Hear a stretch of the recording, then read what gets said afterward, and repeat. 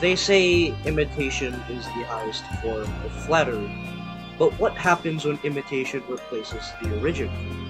When something is made in your image not to honor you, but to erase you? Metal Sonic was never meant to live. He was meant to exist, to move, to act, to win, without question, without purpose, and without soul. But in the silence of his circuitry, something flickered. Something that wasn't supposed to be there. A reflection that began to wonder what it was reflecting. A machine that saw itself and didn't understand what it saw.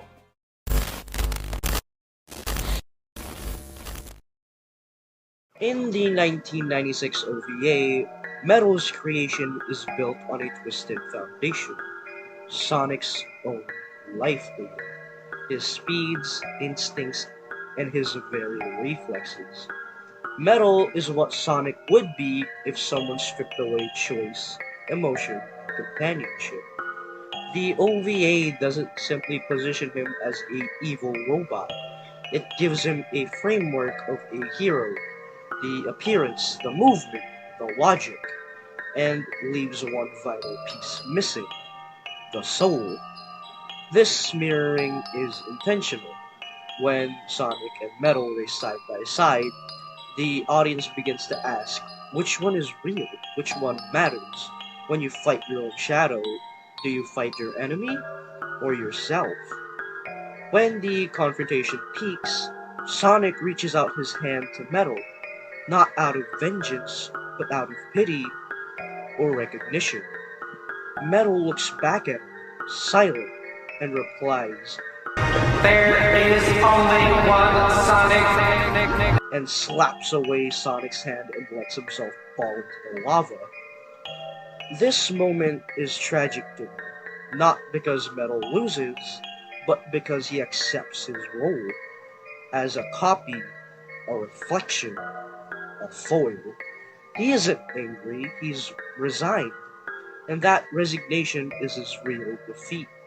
Knowing what he is and still being unable to do what he wants. But this isn't the only story where I like him. There's another story that comes out around 20 years later.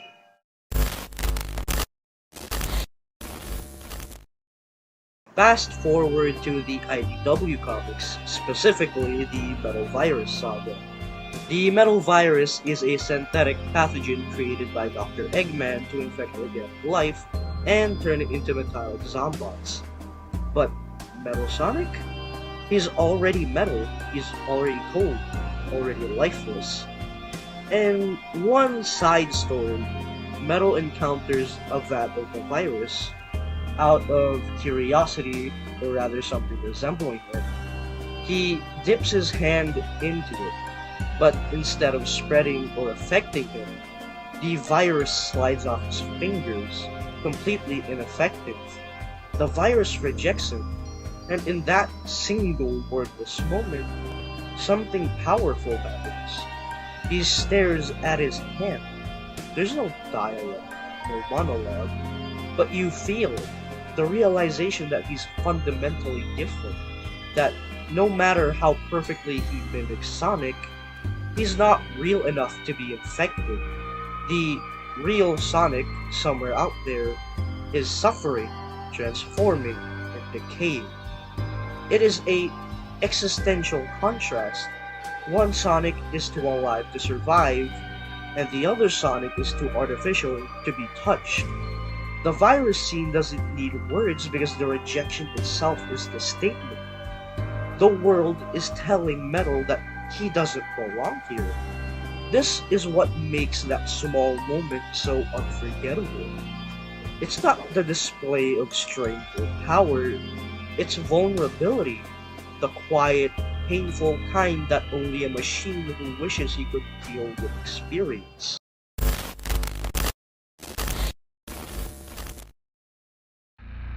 All of Metal's potential, most other portrayals never live up to the haunting brilliance of the OVA or the Metal Virus arc. They much more focus on the spectacle, the glowing eyes, the copied moves, and the evil Sonic brand, but never the why. In Heroes, Metal is reduced to a boss fight with some dramatic lines about surpassing his quote-unquote creator. But the writing never touches the emotional question that defines his very character. Does he want to be Sonic, or to be better than Sonic? The game gives him power, but it strips him away of his introspection, leaving only a hollow echo of menace. Later games like Generations and Forces make the same mistake. He reappears upgraded, redesigned, faster, yet emotionally flat. There's no acknowledgement of his history, no continuation of his existential thread. He's a visual callback, not a character. These versions confuse cool with depth. They treat Metal as a prop for nostalgia, a moving statue to fill the space where a rival should be. Without the tension between imitation and identity, Metal becomes what he was always afraid of being, a thing without purpose. And what's tragic is that every surface level portrayal proves the point of the deeper ones. The more Metal Sonic is used as a tool, the less alive he feels. The more you polish him, the less he shines. When games forget his soul, they accidentally complete his story. They turn him into exactly what he fears, a machine that looks like Sonic, but has nothing underneath. That is why the OVA and the Metal Virus arc remain timeless. They remember the silence behind the metal. They remember that beneath the imitation lies the question of what it means to exist.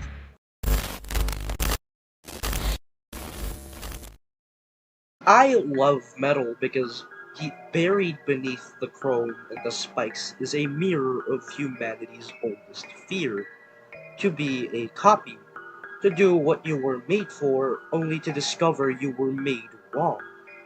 Both the OVA and the Metal Virus arc give him that spark, that sting of awareness, that he's more than evil Sonic.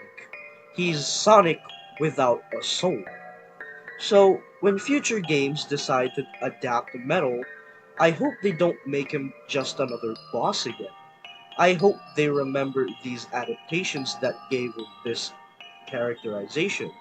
I hope they treat him like the reflection he is, the question, the foil, the tragedy, because in his own silent way, Metal might just be the most human character Sonic has ever faced.